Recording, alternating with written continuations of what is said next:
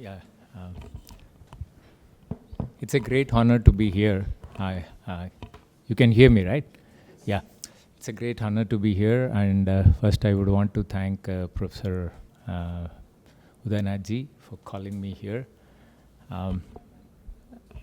Last time when we met, he told that he works as professor of practice here in VIPS, and then he said that we are going to start Center of Excellence in Quantum Computing.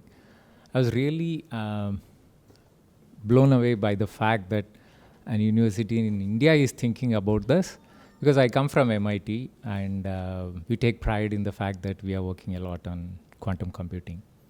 So when I heard from him, I said like I would want to come, and then VIPS. I asked what is VIPS. He said like Vivekananda Institute of Professional Studies.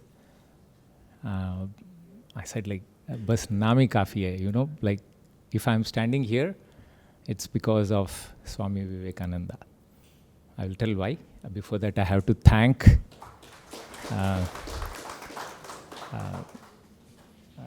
Dr. Vizzhy and his son for setting up such an amazing institute here, calling me here, and it's a great honor to have met Professor Deshmukhji.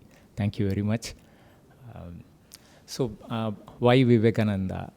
My father comes from a very small village, and he was a very intelligent person.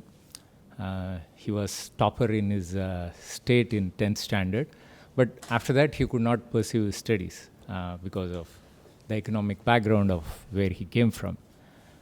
But later in life, once he went to Kanyakumari and he bought a book on Vivekananda's autobiography.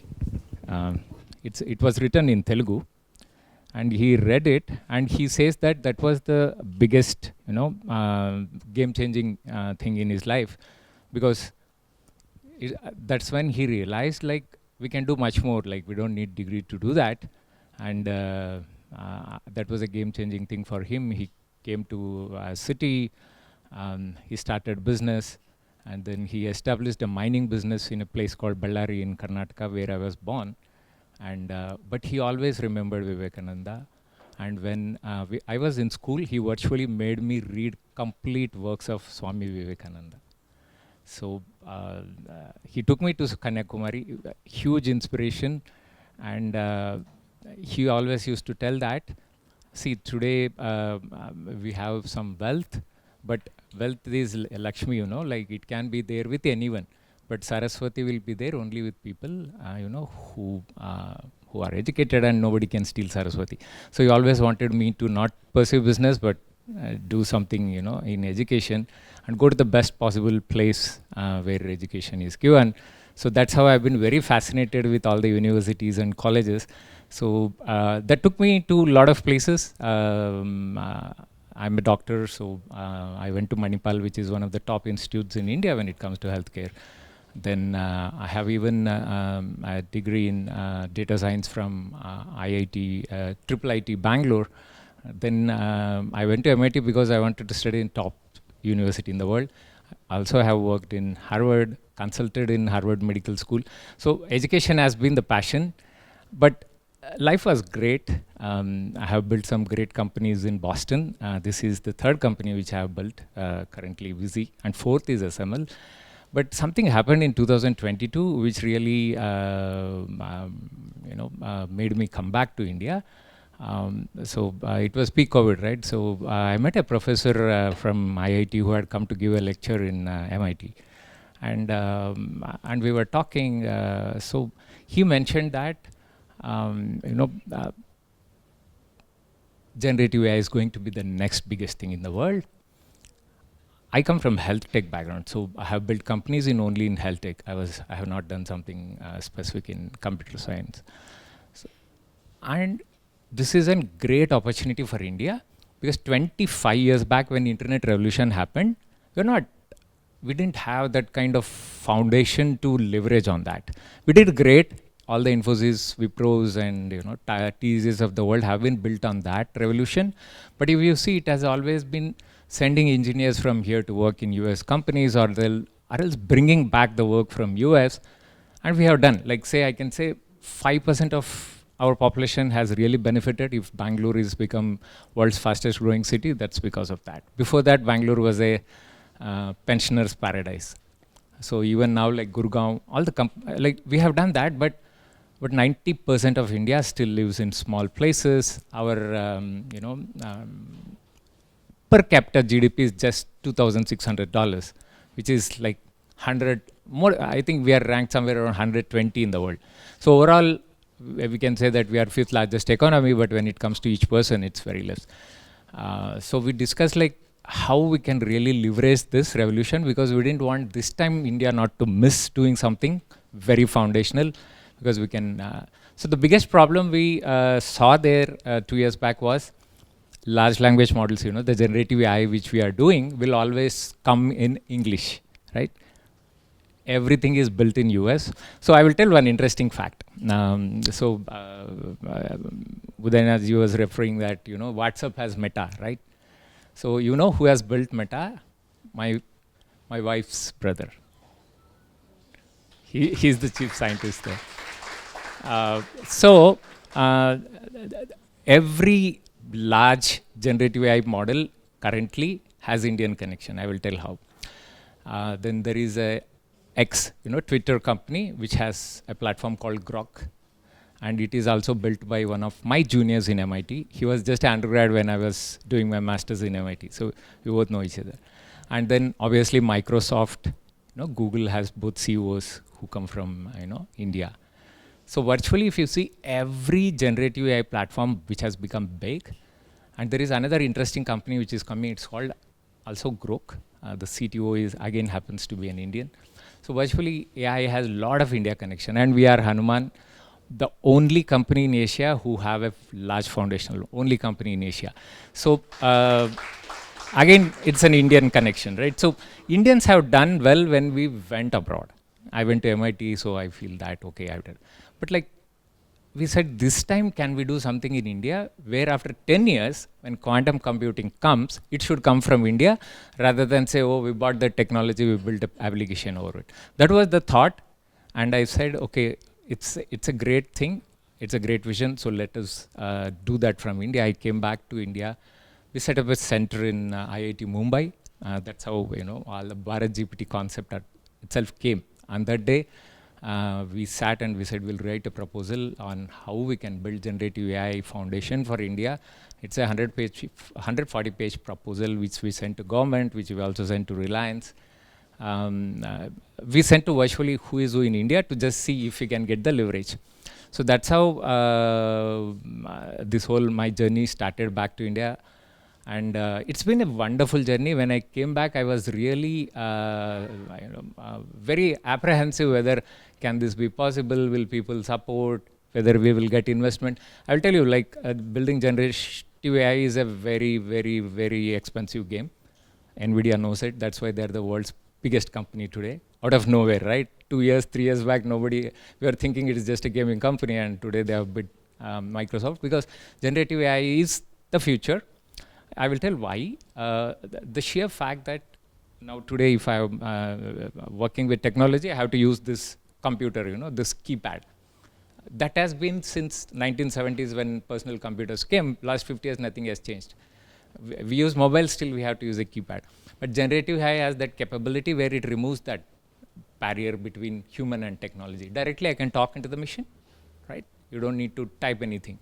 And virtually, I can talk into the machine in my language, not just I need to use English or that keys in English. Or I can just talk. I can ask it anything. That's what going to come later. Like, why do we need to type 10 keys to book a ticket? You can just tell I want to go to Bangalore from here. Book me a ticket. So it will be done. You will see all that coming up in next 1, 2, 3, 4, 5 years.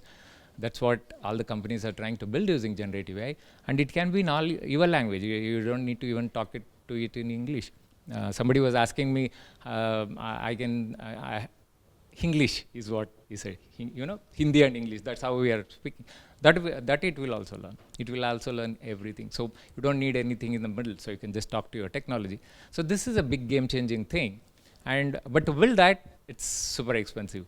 And American companies building it will always do it in English because that's what is the major language in the world. And virtually, we said that in India, 85% people don't speak English. How can we make technology accessible to them was the thought behind Hanooman. So we said, can we build large language models in Indian languages? Currently, if you see, ChatGPT can also speak other Indian languages, many other, but they're all translated, they're very textbooky. Today I was coming here to VIPS from New Delhi, and my driver was following Google Maps. It was speaking in English, and he missed a road, came in a very small gully somewhere. It's a Mercedes car, we got stuck. And I asked him, why did you, he said, thoda miss ho gaya, sir. I said, why don't you use Hindi, the Google keeps telling, right, go to right, left. He said, Hindi अच्छा नहीं लगता sir, वो बहुत artificial, he said, वो ठीक नहीं लगता, इसलिए अंग्रेजी उतना मालूम नहीं है, फिर भी वही ले ले, that sounds at least, natural. That's the problem with translation, right? It doesn't look natural. If you talk to it, you feel, let me use English. This is like not great. So that's the problem we are trying to solve by making, technology speak like how I speak. So the first language model which we'll be releasing is Telugu, which is my mother tongue. It can speak 22 different dialects of Telugu. So virtually in Andhra and Telangana, where it's spoken, every district speaks Telugu in a very different way. So we are trying to do that. So we will be demoing it on September 5th in the Global AI Investors Meet, where you can speak in any type of accent. Virtually, it will speak back to you and also talk back. Something similar is happening for Hindi, where we are trying at least 40 different dialects, and then for all the other languages. For that, we needed to do a lot of experiments. That's what the innovation and research comes in, because these things can't be just deployed from somewhere and then built. We needed to do a lot of experiments. I have at least 38 researchers who are mostly from IITs, and few of them are PhDs who have been working on this since many years. We have done a lot of experiments, and doing experiments is also expensive in generative AI. But the great thing is, why I'm bringing this experimentation part is, after I come here, from morning, chairman showed me all the college, most of the school here, and all the great departments. Last was the computer science. First we started with the other campus. And the first one was the legal thing, legal department which is there, the legal school. See, when we are building generative AI for India, there are 5 big domains which are very, very sovereign for India, legal. Whole legal is India specific, right? It can't be like, you can't apply Indian law in other countries law will not apply in India. Imagine a ChatGPT, it will never be great in Indian law. So India has to build its own legal, large language model and a foundational model. And the biggest problem is India has some, I think, 4 crore pending cases. I work with a lot of legal luminaries with some high courts, and also I see the kind of number of cases they have. It's humongous. It's impossible to solve at this pace. If they have to give judgments for all the cases, it will take hundreds of years. That's the biggest problem for virtually everyone who has to go to court. So that's a big problem which can be really revolutionized using AI, because we can automate most of it. We can make life of judges, lawyers, everyone in the legal union very easy. Even for us, many times we don't know the law, like we don't have access to it. That can be really changed. That's one thing. Education, healthcare, banking, all these are sovereign, applications which have to be built in India. We can't use a model built across the world and bring it down to India. So I feel an institution which has engineering school, which has legal school, is something rare. Like if I go to IIT, I don't get an expert in legal. I will get great engineers. If I go to Nalsar, I will get great legal luminaries, but I don't get engineering.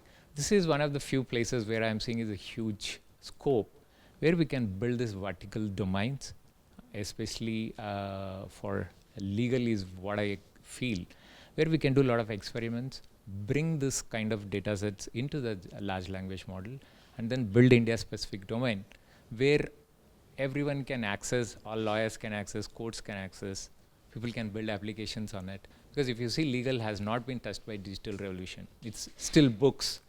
Lawyers take a lot of time to write notes.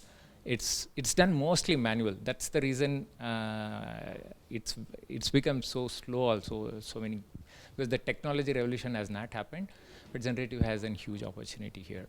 And our vision is not today's generative AI. Our vision has always been like, if we build a foundation that today if we do generative AI here, in 10 years India can do quantum computing. That has always been our vision. If we don't do it today, after 10 years quantum computing revolution will come and still we'll be, we should have started 10 years back. That is what will happen. I have seen China. They were nowhere 20, 25 years back in any tech field. Today, virtually, they're publishing more papers than any other US in generative AI. So all the great papers are coming from China because started like 20 years or 10 years back. Today, if we start, we'll surely do great work after 10 years. This quantum computing, some major breakthrough will come from India. Today, we have built generative models on transformer technology, which was a breakthrough from Google in 2018 from US. Nothing from India. Though we have the highest number of developers, we bring back technology because that research doesn't happen, and it takes years. So today, that's why today quantum computing is not big. So it will be applied in real terms only after a decade, but it has to begin, today. After 10 years, we can't say, oh, now quantum computing is happening, now I will start something. Again, we'll be back. We'll be back, and we will only be importing technology again from US. And NVIDIA will not come from, again, India. It will be in US only. So that's the intent behind why we are doing Hanooman. And it's a great opportunity to just see the great work that's happening. One thing I'm really amazed with this whole campus is, I have worked in Apollo Hospital. I was heading some of very big hospitals in India before I became an engineer and then turned into this field. And this campus exactly looked like a hospital. The impeccable cleanliness, never seen it anywhere. Like amazing. Like I thought whether this is a hospital or a university campus. It's been so clean. The labs were like amazing. Every lab was so well kept. I have seen most of the labs which they shouldn't, and everything was just like how we manage our ICUs or OTs. So it reminded me that. So very rarely you'll see a campus which is that clean, and so it just shows that the chairman is a doctor and he has brought that quality into the educational institution. So it's again a real privilege to have address to this and have met a great man like Vizzhy and seen this campus. My father is not there. You would be really proud that somebody has started such a great institution in Swami Vivekananda's name. And any which way Hanooman you will feel you might want to associate with Hanooman. I would be very happy to do that. I see millions of jobs coming out of generative AI from India, and a great engineering school which really works well with a company, the only company in Asia who is building foundational models, should not have any problem getting you hundreds of jobs in this field. It's going to be a great time for India. It's real Viksit Bharat. Don't get worried about LTCG, CGC or whatever that government has done with 0.5% taxes. It's a great time to be in India because I'm seeing US, I'm seeing Japan, I'm seeing China. I work with all these countries. We are the only economy which is doing really well. All others are really not doing that great. So it's a bad time for the world, World War kind of thing is happening. COVID just hit us. It's a chaotic time, but still I feel India is the only country who is stable. It's, like after 2 days after a kind of flood in Delhi, if I'm talking like this, you might feel like, ye kya baat kar raha hai? But I'm seeing the world. We are one of the few countries who are really doing well in spite of all these problems. So it's a great time to be in India, and next 20 years are going to be for India. So Viksit Bharat will surely come when it's 2047. Thank you very much for giving me this opportunity. It was great talking to you.